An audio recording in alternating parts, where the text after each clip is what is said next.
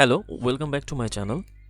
তো আজ আমরা যে ভিডিওটা করব সেটা আমাদের ক্লাস 9 এনসিইআরটির সায়েন্সের লাস্ট চ্যাপ্টার, অর্থাৎ ফিজিক্সের ক্লাস 9-এর এনসিইআরটির ফিজিক্সের লাস্ট চ্যাপ্টার, যেটাকে বলা হয় সাউন্ড, এবং এর এক্সাম্পলারের সমস্ত কোশ্চেন্স আমরা দেখব। তো এই চ্যাপ্টার শুরু আগে কয়েকটা জিনিস বলে দেওয়া। মোটামুটি আমরা তো ক্লাস 9-এর সমস্ত এনসিইআরটি বই শেষ করলাম এবং তার এক্সাম্পলারও শেষ করে দিয়েছি। মানে এটা নিয়ে এই ভিডিও নিয়ে শেষ করব। এখানে সাউন্ড চ্যাপ্টারে আমরা দুটো জিনিস জানবো, যেটাকে বলা হয় যে একটা হলো বলা হয় মেলোডিয়াস সাউন্ড, যাকে বলা হয় সুরযুক্ত শব্দ, মেলোডিয়াস সাউন্ড। আর একটা হলো নয়েজ, এটা হলো সুরযুক্ত শব্দ, সুরবর্জিত শব্দ। এটা হলো সুরযুক্ত শব্দ এবং হলো সুর বর্জিত শব্দ। হয়ে গেল দুটো, বলা হয় নয়েজ। এখন এই সুরযুক্ত শব্দ কখন বলি এবং কী বলি? যে মিউজিক্যাল সাউন্ডগুলোকে বলা হয় মেলোডিয়াস সাউন্ড, যেগুলো অ্যাকচুয়ালি ওই বাঁশি, সেতার, গিটার এগুলো সুরযুক্ত হয়ে থাকে। আর সুরবর্জিত যেমন কোলাহল, রাস্তাঘাটের কোলাহল বা বিস্ফোরণের শব্দ বা গোলার আওয়াজ বা গুলির আওয়াজ, এইগুলোকে বলা হয়। তো এখানে আমরা দুটো জিনিস জানবো, একটা হলো সুর, যাকে বলা হয় টোন, আর যাকে বলা হয় স্বর, যাকে বলা হয় নোট। এই দুটোর মধ্যে ডিফারেন্স আমরা জানতে হবে আমাদের, না হলে কিন্তু কোশ্চেন এখান থেকেও কিন্তু আসবে। যেহেতু এটা উল্লেখ করা নেই, বাট ওই এক জায়গায় বা দু জায়গায় চ্যাপ্টারে পড়ানোর সময় উল্লেখ ছিল টোন আর ঠিক নোটের, সুতরাং এটা আমরা জেনে রাখবো ডিটেলস। সুর কি? সুর হলো যখন একটা মাত্র কম্পাঙ্ক বিশিষ্ট শব্দ হয়, মানে একটা মাত্র কম্পাঙ্ক, একটা মাত্র ফ্রিকোয়েন্সি নিয়ে যখন শব্দ তৈরি হয় তাকে বলা হয় সুর। আর যখন একাধিক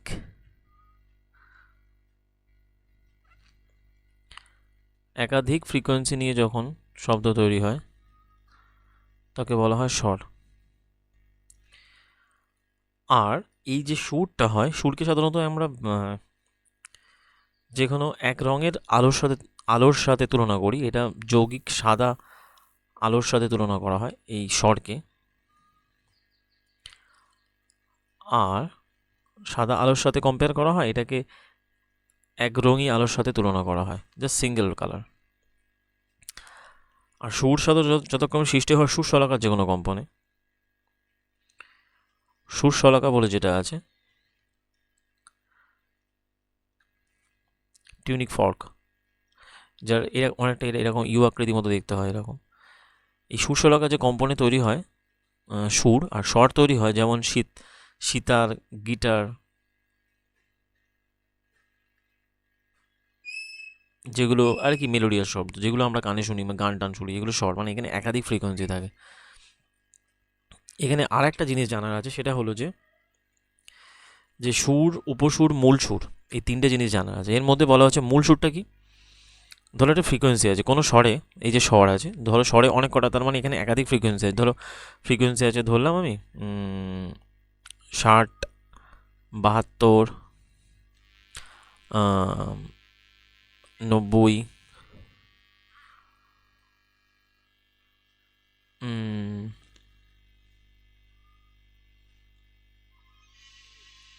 120,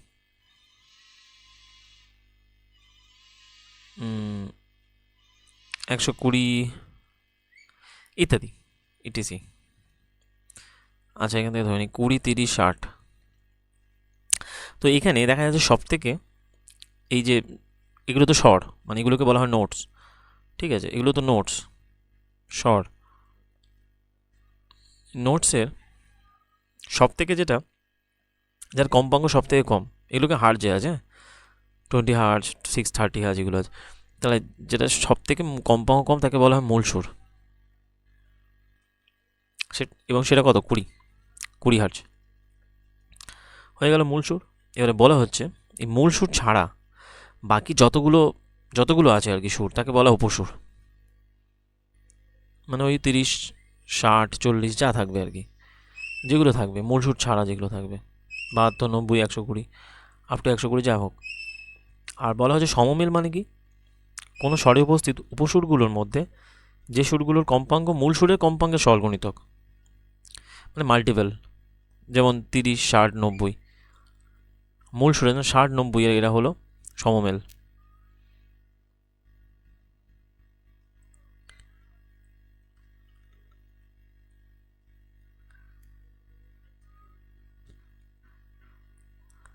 এই পর্যন্ত।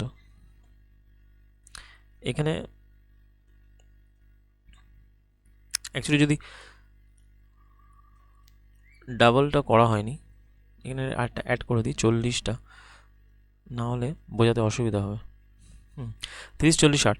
তো এবার চলে সমমেল, তার মানে কি বললাম, যেগুলো মূল সুরের স্বরগুণিতক, যেমন তাহলে 20 এগুলো কি হচ্ছে 60, এই 40, 60, যদি 80 থাকতো এরকম 80 হতো, কারণ এগুলো কি হলো মূল সুরের, মানে এগুলো উপসুর, মানে যেটা হলো আর কি উপসুরগুলোর মধ্যে যেগুলো মূল সুরে কমপক্ষে স্বরগুণিতক। এই যে মূল সুর আছে আমাদের 20, এর স্বরগুণিতক মানে এর মাল্টিপল হবে 40, 60, 120 এগুলো। আবার এর মধ্যে রয়েছে অষ্টক, যেটা সব থেকে ইম্পর্টেন্ট। অষ্টক মানে কি?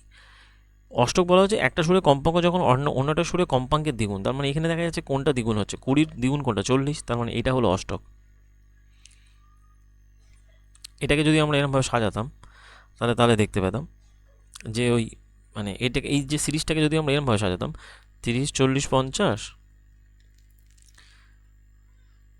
55, 60, তার মানে এইটা হলো এর অষ্টক বা বলা হয় অক্টেভ। তো ব্যাপারটা এরকম দাঁড়ায় যে আমাদের সারেগামা যে পাধানি যে রয়েছে, সুর যে রয়েছে, সা, রে, গা, মা, পা, ধা, নি, সা, এটা হলো ঠিক মূল সুর, এটা হলো অষ্টক, মূল সুরের অষ্টক অক্টেভ। বাদবাকিগুলো হলো উপসুর, বাদবাকি সবকটা হলো উপসুর।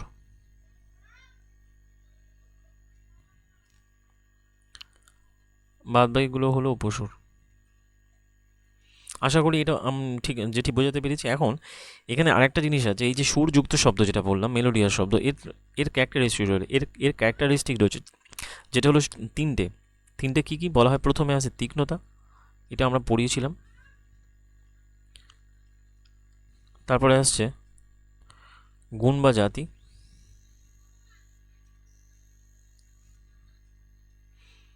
তারপরে আসছে প্রাবল্য ফ্রিকোয়েন্সি, বলা হয় লাউডনেস। একে বলা হয় তীক্ষ্ণতা মানে পিচ,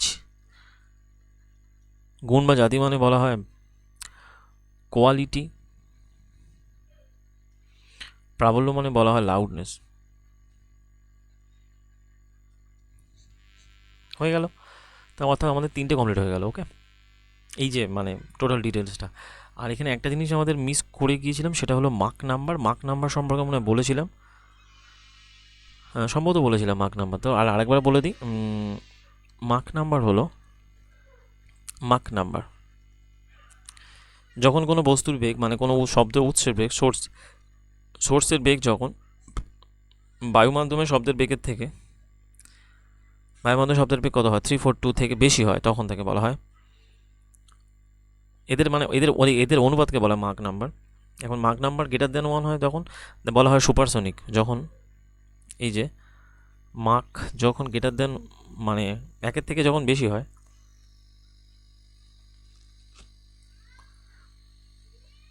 একের থেকে বেশি হলে বলা হয় সুপারসনিক।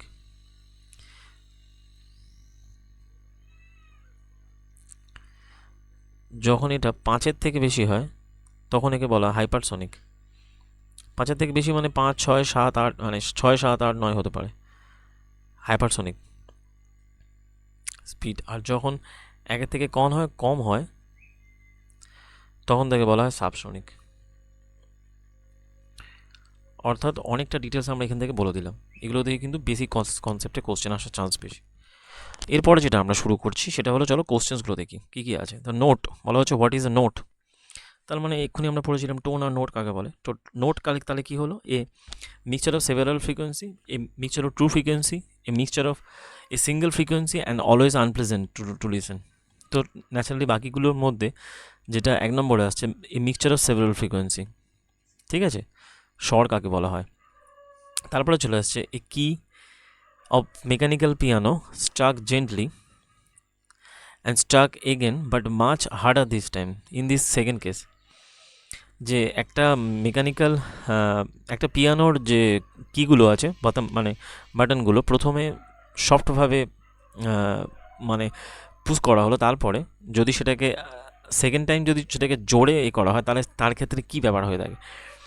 তার ক্ষেত্রে হয়ে থাকে যতক্ষণে যার লাউডার, মানে তার এই যে তিনটে জিনিস, তার তীক্ষ্ণতা তার মানে বেশি হবে এবং pitch will not be different, পিচটা সেম থাকবে, কিন্তু তার প্রাবল্য যেটা বলা হয় লাউডনেস, প্রাবল্যটা বেশি হবে যখন তাকে সেকেন্ড টাইমে যখন আমরা করছি। তো পিচটা একই থাকে, তীক্ষ্ণতা পরিবর্তন হয় না, তার প্রাবল্যটা বেড়ে যায়। তারপরে বলা হচ্ছে সোনার। হোয়াট ইজ দ্য সোনার? সোনার ইউজ করা হয় কী হিসেবে? সোনারটাকে ব্যবহার করা হয় আল্ট্রাসনিক ওয়েভে, ওই বিভিন্ন ধরনের যন্ত্রপাতি, যেমন ওই সেই জলের তলায় কোনো বস্তু অবজারভেশন করতে সাহায্য করে। তারপরে কোশ্চেন চলে আসছে, sound travels in air if, sound কখন বাতাসের মধ্য দিয়ে পরিবাহিত হবে? যখন particle of medium travel from one place to another place, যখন কোনো পার্টিকেল এক স্থান থেকে অন্য স্থানে যাবে, যখন যখন সেখানে কোনো আর্দ্রতা থাকবে না, there is no moisture in atmosphere, আবহাওয়ায় disturbance move both particle as well as the disturbance travel from one place to another place. Particle of the moving, তো বলা হচ্ছে যে তাহলে ব্যাপারটা কী দাঁড়াচ্ছে যে সাউন্ড ট্রাভেলস করবে কখন? যখন travels air if disturbance moves, যখন ডিস্টারবেন্স থাকবে না তখনই হবে বেশি পরিমাণে, এবং এই আর্দ্রতা এগুলো তো এফেক্ট ফেলে। তারপরে বলা হচ্ছে when we change the feeble sound to loud sound we increase its, যখন আমরা কোনো শব্দের হালকা শব্দের তীব্রতা বাড়াই, তখন তার আমরা কী বাড়াই? ফ্রিকোয়েন্সি বাড়াই, অ্যাম্প্লিটিউড। এই টাইপের কোশ্চেনটা আসবে। এখানে বলতে হবে যে অ্যাম্প্লিটিউড, তার বিস্তার বাড়িয়ে দিই। সে আমরা যখন পড়েছিলাম মনে আছে যে সাউন্ড বলেছিলাম, এটা সাউন্ড হচ্ছে একটা কম্পন কমপ্লিট করছে, এটা তরঙ্গপাত, এই তরঙ্গ শীর্ষ তরঙ্গপাত, ঠিক আছে, এবং দুটোর মধ্যে যে ডিস্টেন্স কমপ্লিট হচ্ছে তাকে বলা হয় তার হোয়েন চেঞ্জ ফেবল সাউন্ড, তখন তার কী পরিবর্তনের ফ্রিকোয়েন্সি, তখন আমরা কী বাড়াই? বাদবাকি সব করা ঠিক থাকে, আমরা তার বিস্তারটা বাড়াই, সেই জন্য তার তীব্রতা বেড়ে যায়। এবং এগুলো আমরা গ্রাফ করে দেখিয়েছিলাম যখন পড়াচ্ছিলাম, সেটা যদি তোমরা পড়ার ভিডিও ভালো করে দেখো, তাহলে কিন্তু এই কনসেপ্টগুলো ক্লিয়ার হয়ে যাবে। তারপরে বলা হচ্ছে in the curve of the half of the wave length, এই যে হাফ অফ দ্য ওয়েভ লেন্থের কার্ভটা কী হচ্ছে? এ বি বিডি ডি আর এই এ বি বিডি ডি এই, তাহলে কী দাঁড়াচ্ছে? বি থেকে ডি দাঁড়াচ্ছে,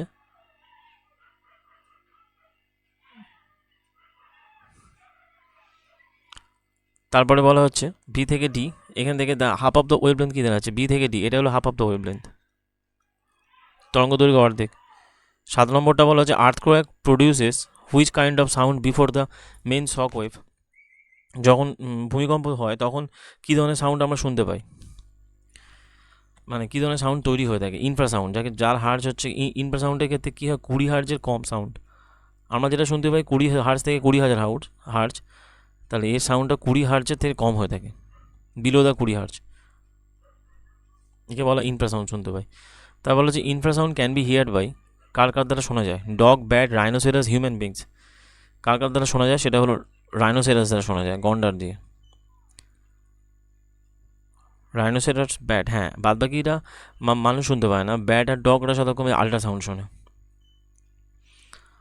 তো before playing the orchestra in a musical concept, a sitarist tries to adjust the tension and plug the string suitably. By doing so, he is adjusting কি ঠিক করে থাকে? যখন একজন সিতারিস্ট, মানে যিনি সেতার বাদক, তিনি তার বাজনা বাজানোর আগে স্ট্রিং এবং প্লাগগুলোকে ঠিক করেন, এবং তার মাধ্যমে তিনি কি ঠিক করে থাকেন? Intensity of the sound only, শুধুমাত্র ইন্টেন্সিটি ঠিক করে থাকেন, শব্দের intensity, amplitude of the sound, শব্দের বিস্তার, frequency of the sitar string with the frequency of other musical instrument, and loudness of the sound. তো তিনি ঠিক করে দেখেন কি frequency of the sitar string with the other instruments. তারপরে কোশ্চেন বলা হচ্ছে, এগুলো একটুখানি বোধমূলক, যে the given graph shows the displacement of versus relation a disturbance traveling with velocity 1,500 metre per second, calculate the wave length of the disturbance. এর wave length কত হবে সেটা বার করতে বলছে। তাহলে এখানে বলছে আমরা জানি সম্পর্ক ক্ষেত্রে কি হয়, V is equal to N lambda, V is equal to N lambda হয়ে থাকে।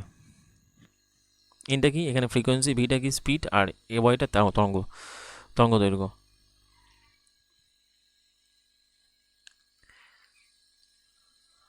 এবং এই গ্রাফ থেকে আমরা পাচ্ছি টাইমের মান কি আসছে,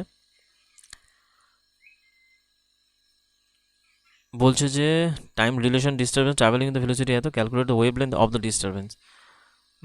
এটা 0 থেকে শুরু হচ্ছে, এটা অ্যাকচুয়ালি 0 থেকে নেগেটিভ থেকে, তাহলে পজিটিভ থেকে এখান থেকে একটা কার্ভ পর্যন্ত যদি যাই, একটা ডিস্টেন্স এর মান কত আসছে, তারপর এখান থেকে একটা কার্ভ, তার মানে একটা করে আর্ক তৈরি হচ্ছে, এই পর্যন্ত একটা যাচ্ছে, আবার এখান থেকে শুরু হয়ে এই পর্যন্ত একটা যাচ্ছে। তাহলে এখানে কতগুলো তৈরি হয়েছে, এটা আবার মাইক্রো সেকেন্ডে আছে, তার মানে 10⁻⁻6 হবে। তাহলে এখানে কতগুলো পিরিয়ড আছে, একটা, টোটাল একটা, দুটো, তার মানে কম্পাঙ্ক, তার যে কম্পাঙ্ক এনের মান যেটা হবে, বা যাকে বলা হচ্ছে এফ, অ্যাকচুয়ালি এটাকে এফই বলি, এফ বলেই সুবিধা হবে, এটাকে আমরা এফ বলেই লিখবো, কম্পাঙ্ক। নাম্বার অফ কম্পাঙ্ক মানে কি হয়, নাম্বার অফ যতগুলো তৈরি হচ্ছে।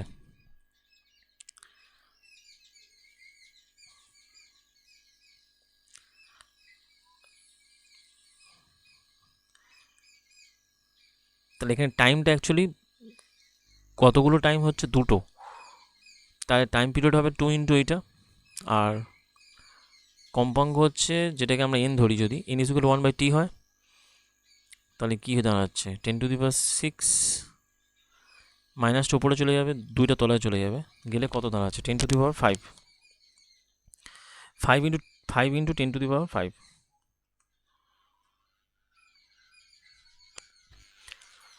5 ইন্টু 10⁵। তখন এখান থেকে আমরা ফ্রিকোয়েন্সি পেলাম, ফ্রিকোয়েন্সি এত, টি এত, ভি জানি, হ্যাঁ ভি জানি, ভি হচ্ছে 1,500,